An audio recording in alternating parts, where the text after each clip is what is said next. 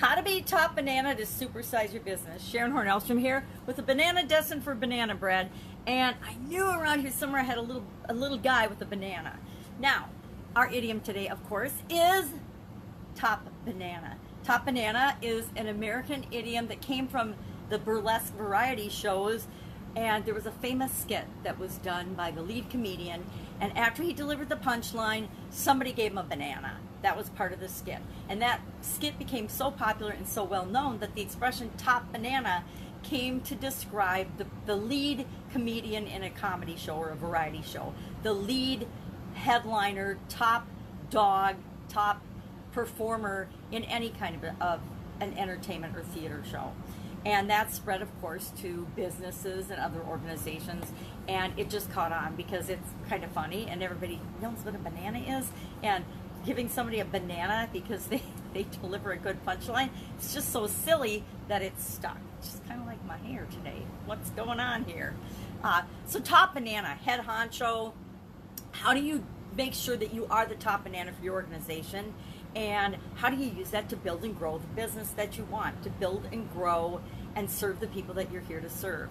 Well, there's a couple of ways you can do that. Number one, determine if you want to be the top banana. And you don't have to be the top banana for all areas and aspects of your business, but you want to be the top banana for the key things. You want to be the person that sets the overarching direction and vision for the organization. That's how you be the top banana. You set the direction and then get all the other ships in alignment with that so that you're sailing in the same direction. You can be the top banana. And one of the things I learned, my sister in the 1980s, she and her husband owned a comedy club in Dallas, Texas called the Comedy Corner. And so I got exposed to a lot of comedy over a couple-year period because I'd get to go there, hang out, meet the comedians, watch the shows.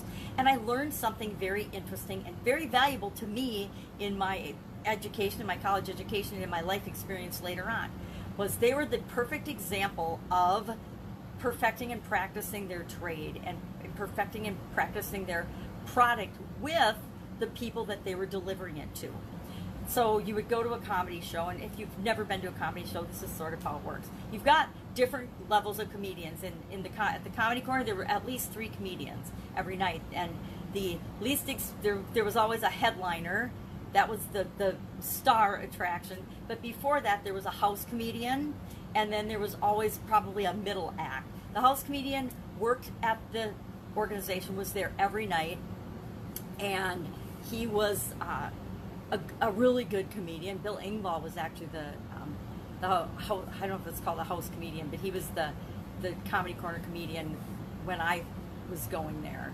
And then he left and expanded his career, and Gene McGuire was the comedian who became the house comedian then.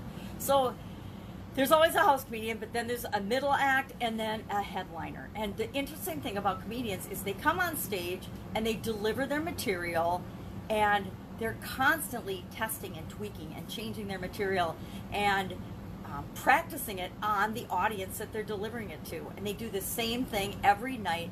And if a joke falls flat and it gets a negative reaction or no reaction, they might tweak it a few times or maybe over a few years until they get it perfect and they get the exact response that they want from the audience. But they're always changing and evolving until they get that perfect performance, and then they take that show on the road. And they would take that show all around the country, sometimes to Hollywood.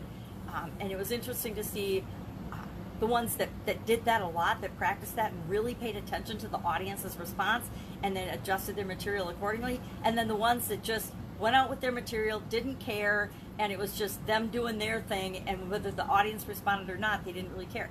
Those comedians over the long term weren't as successful. They didn't go on to have great blockbuster careers.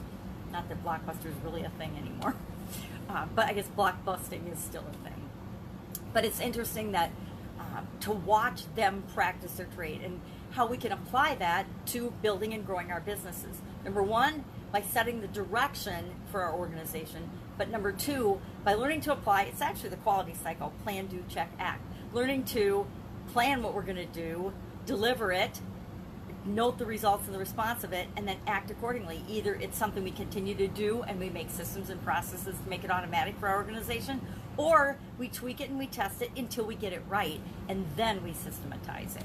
Very cool way to learn something that a lot of people don't even ever see or don't even ever notice. So question for you today, where in your organization do you need to be and want to be the top banana? In my organization, it's always about the vision, and it's usually about the marketing and the direction of that, but then I always have to have other people help me do all the little detailed aspects of it where it doesn't get done. And then, so there's a lot of areas where I don't want to be the top banana. I want to focus on the big picture and then let other people actually do the implementation. But then there's some things I absolutely love to implement and love to do myself, and so I hang on to the things I love to do, and I delegate or hire or get help with the rest. So, love to know your experience with top banana. Have you ever been called the top banana? Has anyone ever actually given you a banana because you did something awesome? I don't think anyone's ever given me a banana, but that's another story. That's it. Go out, have an absolutely amazing day. Let me know if I can help you in any way.